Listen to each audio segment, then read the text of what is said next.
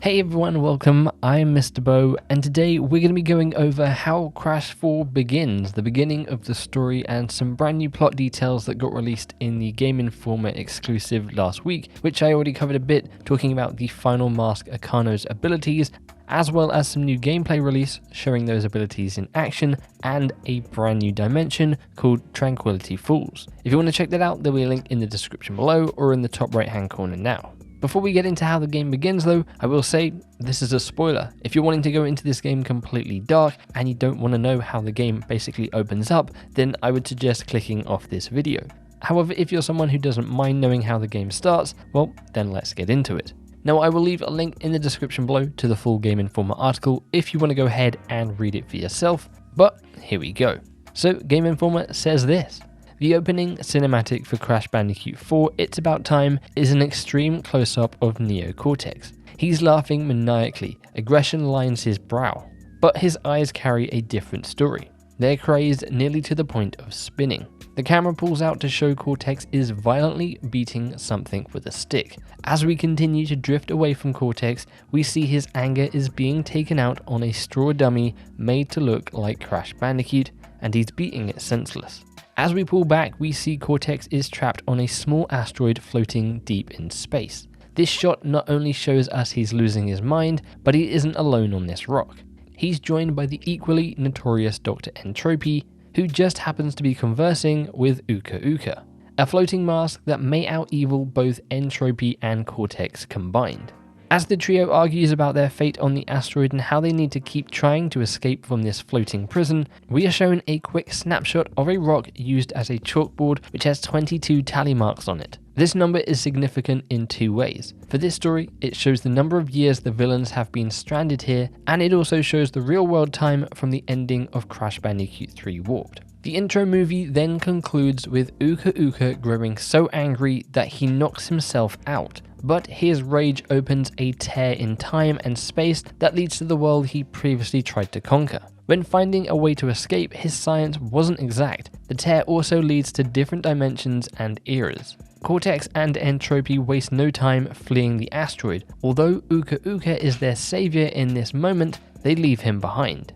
So that clarifies up a few things that I know a lot of people had been speculating about from when we saw the original trailer showing us a little bit of the story a few weeks ago. We'd seen that the rift had opened, we saw that N Tropy and Cortex were making their way through, and we'd seen Uka Uka on the floor just lying there. We had assumed that maybe Cortex and N Tropy had teamed up against Uka Uka, but that doesn't seem to be the case now. However, we do get confirmation that they leave him behind, and I'm sure that's going to play into the story at some point later down the line. We also get official confirmation that they have been stuck there for 22 years, which does raise some questions on its own. When we last saw N Tropy and Cortex, they were babies at the end of Warped, stuck in this time prison. So does that mean that Cortex and Tropy are 22 years old, or perhaps the events that we saw in Warped aren't quite the same events that happened in whatever universe dimension we're in Crash 4? Perhaps Tropy and Cortex were put into the time prison, not as babies this time, but were still reversed in time a bit. I doubt that is something they're going to go over in the game, but that is just kind of a plot hole we're seeing at the moment, but I'm sure it might be explained in some way. Of course, this then leads into the beginning of the game, which we've seen a glimpse of, where Aku Aku wakes up Crash on his sofa at Insanity Beach, realizing that the dimensions have been torn open, and that will then send you on your quest to find the other quantum masks. We now have official names for all of them, and we know all their powers. That is Kapuna Wa, who can slow down time, Ika Ika, who can reverse gravity, Lani Loli, who allows you to shift between two different phases, and Akano, who gives you the ability to spin and glide longer distances.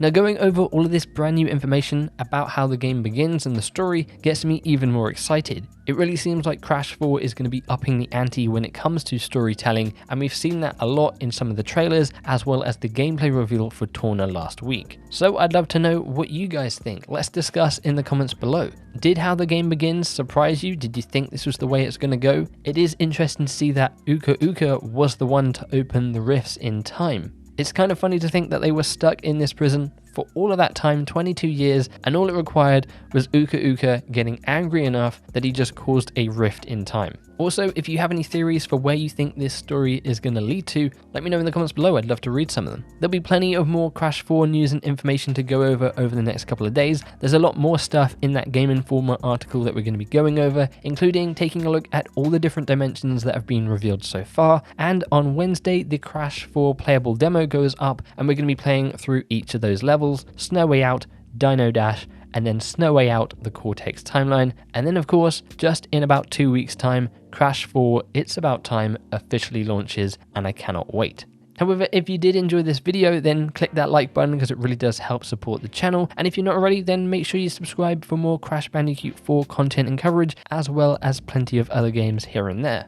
If you'd like to, you can also follow me over on Twitter and Instagram at @IamMisterBo. Links to those in the description below. And there's also a link to our Discord server. You can go ahead and join and chat about Crash and plenty of other games over there if you'd like to. It's a nice, awesome community, and we're closing in on 400 members. Apart from all of that though, thank you very much for hanging out with me. I really do appreciate it. Hopefully I will catch you in some of my future content. But until then, as always, make sure you take care. Bye-bye.